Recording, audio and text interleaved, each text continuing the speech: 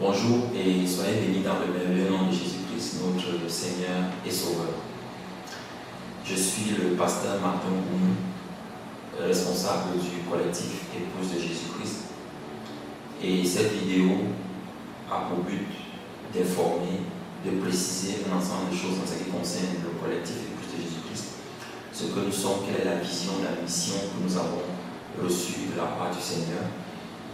Quelles sont nos activités, qu'est-ce que nous faisons. Et si aujourd'hui j'ai pris la décision de faire cette vidéo justement, c'est non seulement de préciser tout ce que je viens de dire, mais aussi de permettre à tous ceux qui nous suivent sur notre chaîne YouTube, qui ont eu des commentaires très très positifs en ce que des personnes ont été réconciliées avec le Seigneur, des personnes ont été éclairées concernant la parole de Dieu, des personnes ont été affranchies d'un ensemble de mots. Véritablement, je pense qu'il est aussi bon que vous puissiez mettre un visage derrière tous les enseignements, ou sinon quasiment tous, que vous avez pu suivre sur la chaîne. Que le Seigneur vous bénisse d'ailleurs pour tous ceux qui nous ont suivis, qui ont eu des commentaires très très positifs. Que le Seigneur vous bénisse abondamment et qu'il vous soutienne par sa grâce toute puissante. Alors, qu'est-ce que l'épouse de Jésus-Christ? L'épouse de Jésus-Christ, c'est un collectif de frères chrétiens à caractère évangélique, ayant pour but de préparer les enfants de Dieu à la rencontre avec leur Messie, en la personne de Jésus-Christ, notre merveilleux, qui vient nous enlever. Alors pourquoi? C'est une vision que j'ai reçue par le Saint-Esprit le 17 février 2021. Alors je l'ai reçu et le Seigneur est en train de me dépeindre dans une vision les étapes de la vie d'un chrétien, d'un enfant de Dieu. Et dans ces étapes-là, on va en parler un peu tout à l'heure. Il était en train de décrire, c'était comme une marche progressive. Et il disait, voilà ce que j'attends, voilà ce que je décide, de ce que, voilà l'état dans lequel je veux venir enlever les chrétiens. Malheureusement donc, les doctrines farfelues et les doctrines axées sur la propre personne, n'est-ce pas, des chrétiens, leur ont fait oublier qu'ils sont étrangers et voyageurs sur la terre.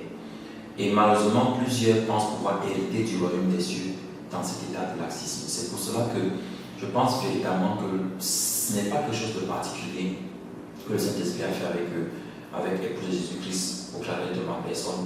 Mais je crois que c'est, si on est un peu éveillé, on va se rendre compte que c'est répandu un peu dans le monde entier. Ce réveil-là, cette parole vivante qui ramène les cœurs des hommes à Dieu, qui amène cet évangile, qui amène les hommes à s'attacher de nouveau à l'Esprit de Dieu, à s'attacher à Christ. L'évangile véritable qui n'est pas axé sur des biens matériels ou des choses qu'on peut hériter sur la terre, mais véritablement l'héritage céleste. Donc, l'époux de Jésus-Christ, donc, c'est comme j'ai dit, un collectif de frères chrétiens. Et un collectif, c'est quoi? C'est un ensemble de frères, n'est-ce pas, qui soutiennent la doctrine de Jésus-Christ, bien sûr, la véritable, de telle sorte qu'en se mettant ensemble, qu'on puisse atteindre cet objectif qu'est la vision que le Saint-Esprit m'a conférée par sa grâce, par la grâce de Dieu. Alors, le but, essentiellement ici, c'est d'amener les enfants de Dieu, d'amener les chrétiens à comprendre qu'il ne s'agit pas d'une religion. La religion n'est pas quelque chose de cristallisé. C'est d'ailleurs la seule rubrique où le Seigneur fait mention de la religion, c'est dans le livre de Jacques, où le Seigneur précise que la religion pure et sans tache, c'est de se préserver des souillures du monde et de visiter les veuves et les orphelins. Donc voilà la religion que le Seigneur a laissée. Mais aujourd'hui, malheureusement, beaucoup de personnes s'attachent à la religion telle que les hommes l'ont formatée et n'arrivent pas à avoir une relation intime et personnelle avec le Seigneur. Beaucoup de chrétiens trouvent ça extraordinaire de recevoir des messages du Saint-Esprit, d'entendre Dieu leur parler. Ou lorsque quelqu'un dit, le Seigneur m'a dit que j'ai reçu une vision, ça semble surnaturel. Pourquoi? Parce que beaucoup d'entre eux n'ont pas eu de relation personnelle avec le Seigneur. Et donc, le but de l'épouse de Jésus-Christ, c'est d'amener les chrétiens ou toutes les personnes à se rendre compte qu'elles ont besoin de Jésus. Elles ont besoin de comprendre l'œuvre de la croix, de comprendre la manifestation de la rédemption, Il y a tellement de mauvaises doctrines, tellement de fausses doctrines qui sont distillées en ce qui concerne la conversion, la nouvelle naissance et toutes ces choses. Du coup, quelqu'un peut vivre pendant 40 ans sans se rendre compte qu'elle n'a jamais été convertie. Et c'est vraiment un aspect très très dramatique lorsque, par la grâce de Dieu, je pouvais voir ça. Je me rendais compte qu'on peut malheureusement vivre toute sa vie en tant que chrétien, mais ne pas être sauvé. Pourquoi? Parce qu'on n'aura pas vécu sa vie en tant qu'enfant de Dieu. En tant qu'enfant de Dieu. Donc, outre donc les enseignements que nous distillons, également, on va parler un peu de ça aussi après. Le Seigneur, par sa grâce, nous a assigné une mission bien précise, c'est d'évangéliser dans une musulmane. Pour des personnes qui ont un peu suivi quelques campagnes d'évangélisation que nous avons déjà pu faire en 2 ans par la grâce du Seigneur, vous êtes certainement rendu compte que essentiellement ça se passait en zone musulmane. Pourquoi? Parce que c'est une instruction du Seigneur. Un peu comme lorsque Paul a reçu la mission du Seigneur d'aller vers les païens, tandis que Pierre, n'est-ce pas, devait être l'apôtre des Juifs. Donc, au moment où Paul et Pierre se sont rencontrés, lorsque Paul est venu présenter l'évangile qu'il avait prêché pendant 14 ans, et ils se sont rendus compte que l'évangile était conforme, et ils ont exhorté Paul à continuer à prêcher chez les païens. Donc, en fait, c'est pour dire que, bien sûr, c'est tout le monde qui est concerné, mais nos missions d'évangélisation sont essentiellement axées en zone musulmane. Alors, pour ceux qui connaissent un peu le Cameroun, la zone musulmane se trouve dans le septentrion, c'est-à-dire l'Espagne, le nord, et puis la région de l'Adamawa. C'est d'ailleurs pour cela que la plupart de nos missions évangéliques, sinon même toutes que nous avons pu faire, se sont passées essentiellement dans cette zone-là. Bien sûr, on n'exclut personne d'autre. On a souvent reçu beaucoup d'appels, beaucoup de personnes qui nous ont sollicité, qui nous ont écrit, n'est-ce pas, pour échanger, des personnes qui n'étaient pas forcément musulmanes, qui étaient des chrétiens, bien sûr. Mais c'est juste pour préciser que la mission évangélique de Jésus-Christ se déploie essentiellement dans une musulmane. Peut-être dans les années à venir, ça va changer un peu. Alors, revenons un peu en ce qui concerne les étapes, la vision clairement telle que le Saint-Esprit nous l'a accordé ce 17 février 2021. La vision. Alors, dans cette vision, donc, comme je disais, du 17 février 2021, le Seigneur me faisait voir une sorte de parcours. C'était comme un parcours en fait. Et chaque parcours avait une étape bien précise. Et dans chacune des étapes, on pouvait voir en fait un état, on pouvait voir l'état en fait de la personne. Le premier état, c'était de passer de pécheur à enfant de Dieu. Alors, ici, il s'agit de la conversion. La conversion. Voici, il faut commencer, il faut d'abord reconnaître, comme c'est dit dans Romains 3, verset 23, car tous sont péchés, sont privés de la gloire de Dieu. Un homme qui ne reconnaît pas qu'il a besoin du salut ne peut pas recevoir, ne peut pas bénéficier de l'œuvre de la rédemption. Bien sûr, ici, je ne vais pas faire tout un enseignement, juste expliquer, n'est-ce pas, les différentes étapes, sachant qu'on en a parlé dans plusieurs de nos vidéos et de nos enseignements que nous avons mis sur la chaîne. Donc, pardon, la conversion ici, c'est vraiment quelqu'un qui décide d'abandonner sa vie de péché, n'est-ce pas, en acceptant le secours de Christ et en mettant sa foi dans le sacrifice qui a été accompli. D'ailleurs, c'est ce que le livre de Jean, au chapitre 1, le verset 12, dit à tous ceux qui l'ont reçu, à tous ceux, n'est-ce pas, qui croient en son nom, et leur a donné le pouvoir, qui leur a donné le pouvoir, la parole, qui est le Seigneur, le pouvoir de devenir enfant de Dieu. Donc vous voyez ici que, ne serait-ce que par ce passage, ça prouve déjà que tous les hommes ne sont pas des enfants de Dieu. Parce que c'est ceux qui acceptent qui le deviennent. C'est-à-dire qu'il y a un pouvoir qui leur est conféré pour devenir. Donc si le pouvoir n'est pas exercé, on n'entre pas non plus dans, n'est-ce pas, le fait d'être enfant de Dieu. Alors, la deuxième étape, c'était de passer d'enfant de Dieu à disciple. Malheureusement, aujourd'hui, c'est triste de faire ce constat, mais on se rend compte que beaucoup de personnes veulent être des fidèles, mais très peu veulent être des disciples. Jésus a dit clairement dans Matthieu chapitre 28, verset 20, allez et faites de toutes les nations des disciples. Il n'a pas dit des fidèles, il a dit des disciples. Les disciples, ce sont des personnes qui ressemblent au maître.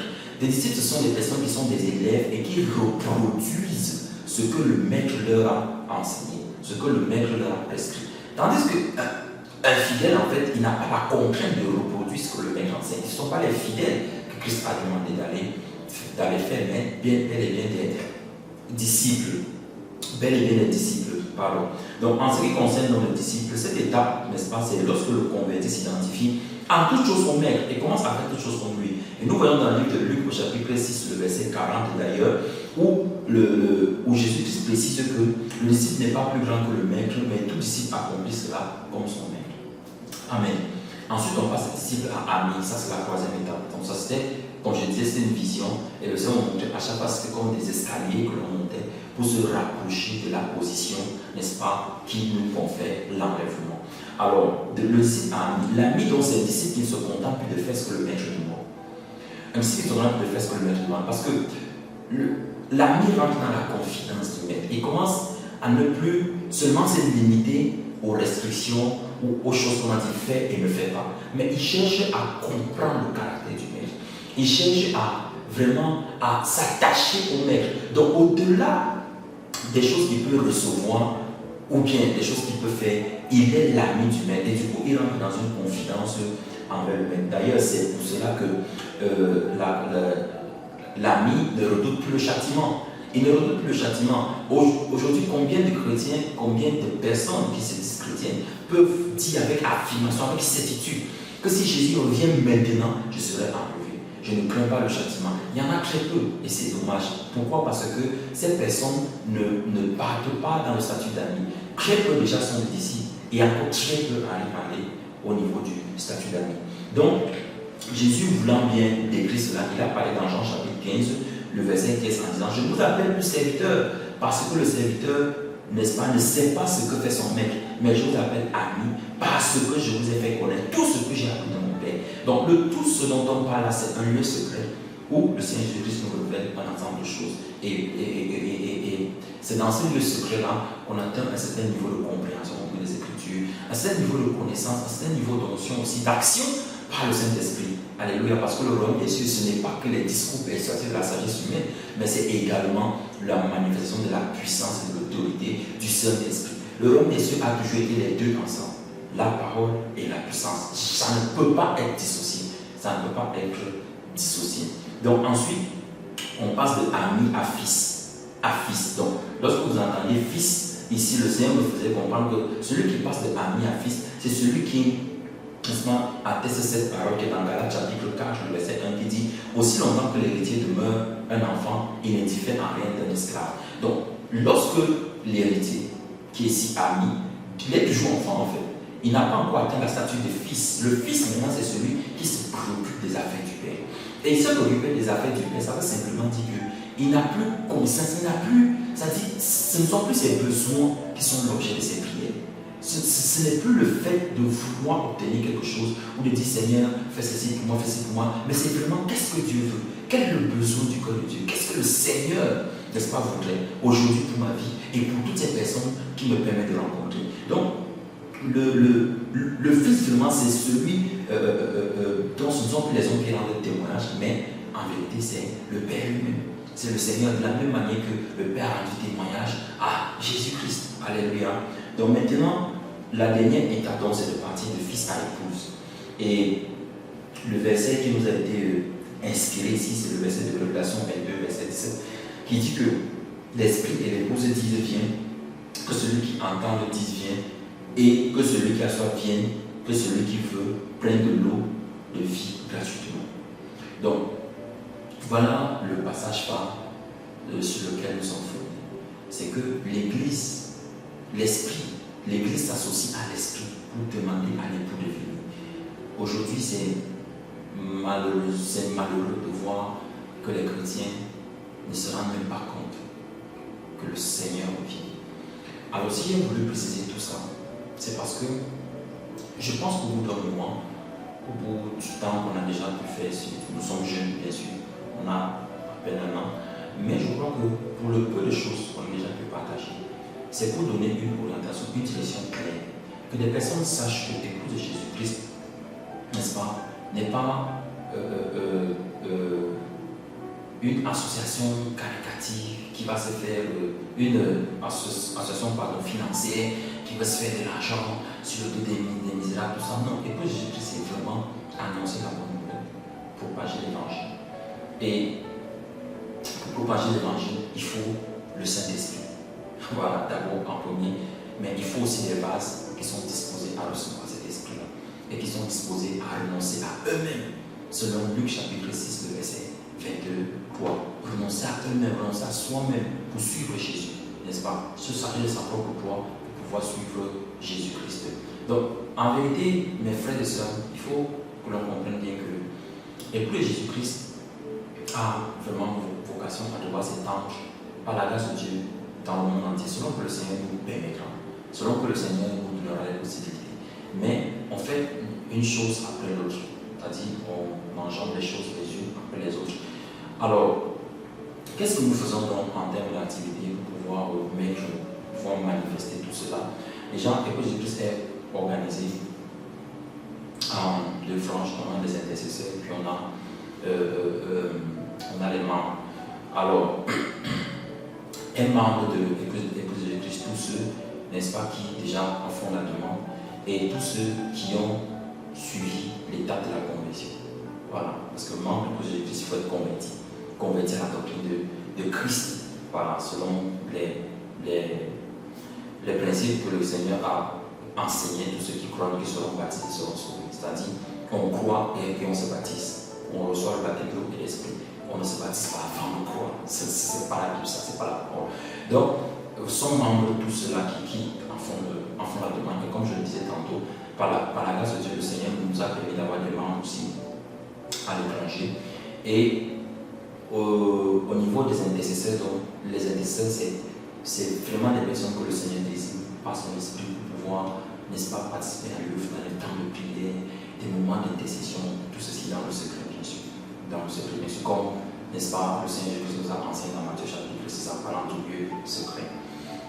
Maintenant, outre cela, comme je vous ai dit tantôt, nous avons les campagnes d'évangélisation que nous organisons pratiquement tous les 3 mois en zone septentrionale. Pour l'instant, nous sommes concentrés au niveau du Cameroun, bien sûr, d'abord, mais dans la région de la Damewa et dans la région de l'extrême nord. Donc, ce sont les 2 régions, pour l'instant, le Seigneur nous a permis d'aller.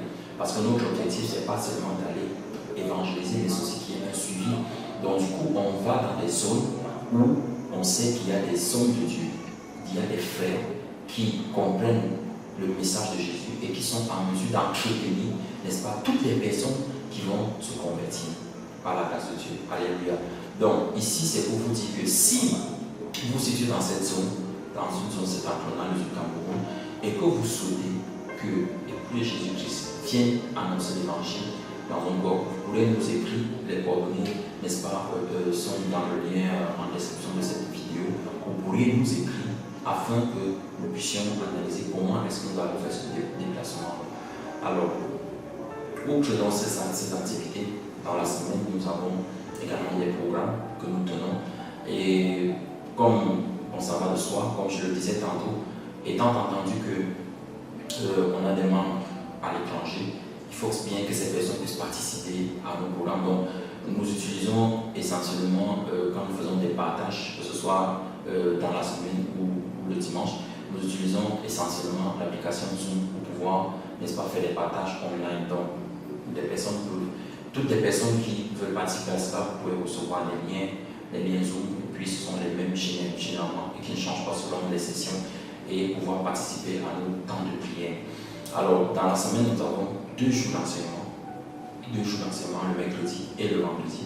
Et nous avons le dimanche qui est réservé au culte à partir de 9h30, heure du Cameroun, bien sûr. Alors, les jours d'enseignement du mercredi et du vendredi, c'est à partir de 19h30, heure du Cameroun. Et les liens, vous les trouverez tous dans la description de cette vidéo. Enfin, après tous les enseignements, le Seigneur nous permet aussi de faire des actions sociales.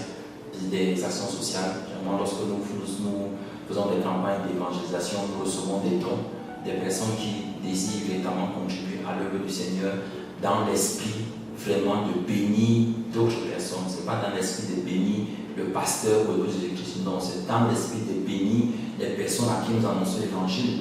Parce que le livre de Jacques nous dit que la foi sans les œuvres est vaine. Une foi qui ne porte pas d'œuvre est une foi morte. On ne peut pas aller dire aux gens que Jésus vous aime et on voit que ces personnes n'ont pas de vêtements, n'ont pas de chaussures, n'ont pas à manger, des personnes qui sont malades.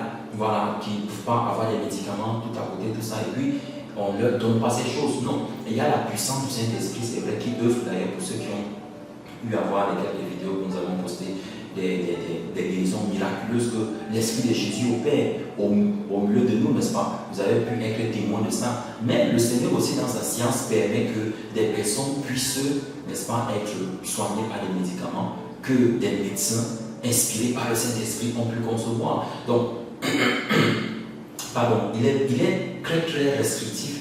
Il est très très restrictif, je le dis encore, de voir l'Esprit de Dieu comme quelque chose de limité. Non, donc on doit aller vers ces personnes avec des dons, avec ce que le Seigneur met entre nous. Donc du coup, on fait également des actions sociales. On fait des actions sociales en distribuant des denrées alimentaires, en distribuant des vêtements, en distribuant des médicaments. Alors pour le cas des médicaments, nous n'avons pas encore reçu des stocks suffisamment pertinents pour pouvoir le faire, mais c'est également prévu dans le cas où nous nous rendrions dans des zones un peu reculées où l'accès, n'est-ce pas, à ces choses-là est un peu compliqué. Alors combien ça coûte? Alors le point Jésus-Christ fait comme Jésus a enseigné dans la Bible, c'est-à-dire lorsque on lit le Christ, on voit que c'est Jésus qui donnait, et Jésus ne récoltait pas. Les personnes qui soutenaient l'œuvre de Christ, quand on a parlé des femmes qui soutenaient Jésus, beaucoup aiment bien parler de cette référence-là. Jésus ne leur demandait pas de le soutenir, mais ces femmes le faisaient de leur bon gré. Mais on voit bien que c'est Jésus qui distribuait, c'est Jésus qui donnait à manger, c'est Jésus qui faisait du bien autour de soi. Donc l'évangile a été un peu renversé. Du coup, le peuple de Jésus-Christ ne vient pas pour s'accaparer des richesses des gens. Non, le peuple de Jésus-Christ vient avec ce que le Seigneur met entre ses mains pour distribuer, n'est-ce pas, les dons à toutes les personnes en suivant les dons que nous recevons, bien sûr. Donc, voilà un peu de manière grosso modo, ce qu'est l'époux de Jésus-Christ. Nous envisageons bien sûr de grandir encore, nous envisageons bien sûr de nous accroître encore dans d'autres domaines. Lorsque cela arrivera, si on arrive à se délocaliser hors du Cameroun, bien sûr, ce sera avec un immense plaisir que nous allons vous informer. Sinon, vous pouvez continuer de nous suivre sur la chaîne comme vous le faites déjà, mais aussi, n'est-ce pas, vous pouvez nous contacter sur le numéro, n'est-ce pas, qui s'affiche là à l'écran, de telle sorte que vous puissiez, n'est-ce pas, avoir des échanges avec des personnes. Nous également, on travaille dans la symbiose, dans la synergie, d'apporter des réponses à des questions préoccupantes en ce qui concerne l'évangile.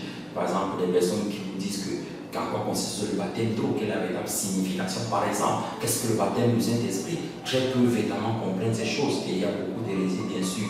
On ne va pas s'en plaindre, puisque le Saint-Jésus nous a prévenu de ça. Mais la vérité, c'est que Jésus, la parole de Dieu, d'après Hébreux chapitre 2, verset 4, Dieu rend témoignage à ceux qui annoncent sa parole par des signes, des prodiges et des miracles et des dons du Saint-Esprit distribués selon sa volonté. Donc, l'époux de Jésus-Christ est vraiment ancré, est vraiment focalisé sur ça. Si nous sommes serviteurs de Dieu, il faut que notre parole soit appuyée par la puissance du Saint-Esprit. Alléluia. Et c'est vraiment à ça que nous travaillons, dans la prière, dans la méditation, dans le jeûne, dans tout ce que le Saint-Esprit nous met à cœur pour pouvoir faire avancer l'œuvre de Dieu. Du coup, nous travaillons donc maintenant avec toutes les personnes qui ont le désintéressement vis-à-vis du cœur. Parce que l'œuvre de Dieu n'est pas faite pour faire du cœur. Non, l'œuvre de Dieu est faite pour venir en aide à ceux qui en ont besoin. Pour aider les personnes à connaître l'amour de Dieu. Et ce que le Seigneur met en nos mains, c'est véritablement pour que nous puissions utiliser tout cela comme des ressources et non comme des finalités, non comme des buts, mais des ressources pour pouvoir bénir tout ce que le Seigneur, avec tout ce que le Seigneur nous permet de rencontrer. Donc, voilà ce que je pouvais dire en ce qui concerne l'époux de Jésus-Christ. Cette vidéo est également faite à l'occasion de nos 1 an sur la toile et j'ai trouvé bon qu'il était intéressant que vous puissiez mettre un visage derrière cette œuvre que vous pouvez lire sur la toile chaque jour. Donc que le Seigneur vous bénisse, que le Seigneur vous accorde de demeurer dans ses voies, que le Seigneur vous donne de le connaître profondément, de le connaître véritablement, que le Seigneur vous donne de demeurer dans ses voies droites, dans le chemin étroit qui est difficile et resserré, mais c'est le chemin de la vie. Que le Seigneur vous donne de refuser le péché, de vous sanctifier par sa parole toute puissante et de manifester le caractère de Christ en toutes choses au nom puissant de Jésus. Que le Seigneur vous accorde également sa grâce, qu'il visite tous ceux qui sont malades et qu'il vous guérisse au nom de Jésus-Christ. Qu'il vous accorde la paix pour tous ceux qui sont dans le stress, dans l'inquiétude, dans l'anxiété. Que le Seigneur, c'est le roi de paix, vous donne sa paix au nom puissant de Jésus-Christ. Qu'il vous bénisse de toutes choses, qu'il vous remplisse, qu'il vous comble dans tous les aspects, tous les domaines de votre vie, sur le plan marital, sur le plan clinique, sur le plan professionnel, sur le plan financier, sur le plan spirituel, qu'il vous accorde ces bénédictions afin que toutes ces bénédictions servent à l'avancement de l'œuvre de Dieu. Que ces bénédictions, que vous soyez une source de bénédiction pour l'œuvre du Seigneur, que vous travaillez avec ardeur et avec persévérance pour votre salut, que vous persévérez dans le salut que le Seigneur nous a donné au travers de son Fils Jésus. Que le Seigneur vous bénisse et qu'il vous garde. J'espère qu'on se retrouvera très bientôt et par la grâce de Dieu, nous pourrons avoir des échanges au travers des autres éléments dont nous avons parlé. Donc que le Seigneur vous bénisse au nom de Jésus-Christ. Amen.